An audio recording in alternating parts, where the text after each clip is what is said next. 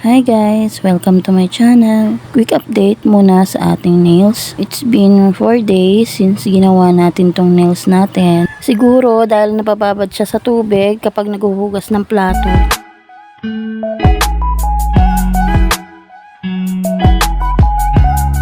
Actually guys, meron pa akong paparating na order from Shopee and isasabay ko talaga dapat yun dito. Kaso hindi na ako makapaghintay kaya binuksan ko na to.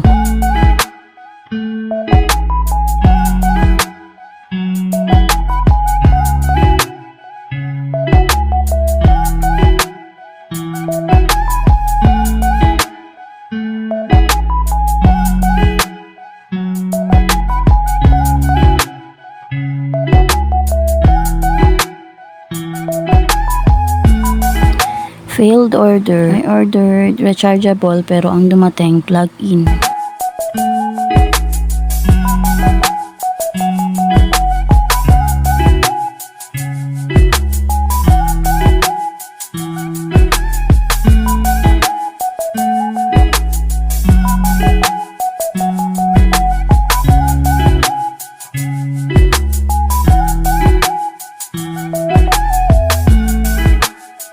Pero okay lang, at least working. It can cure gel polish.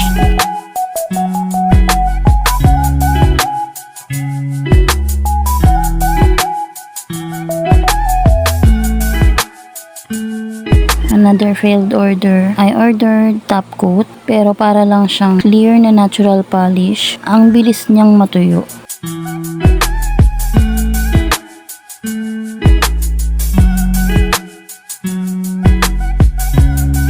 Ito po talaga yung reason kung bakit gusto ko nang buksan tong parcel na to. Since natanggal na yung isang nail, tanggalin na din natin yung iba.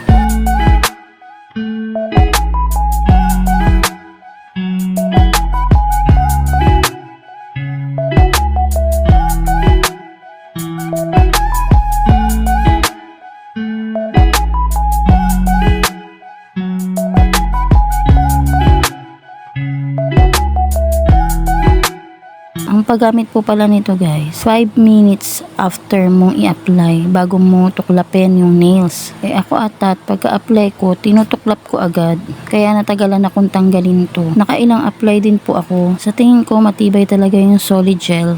Or mali lang talaga yung paggamit ko nito. Kasi nung ginawa ko siya off-cam sa ibang nails, sa tamang procedure is okay naman po. Natanggal ko siya ng malinis ng maayos.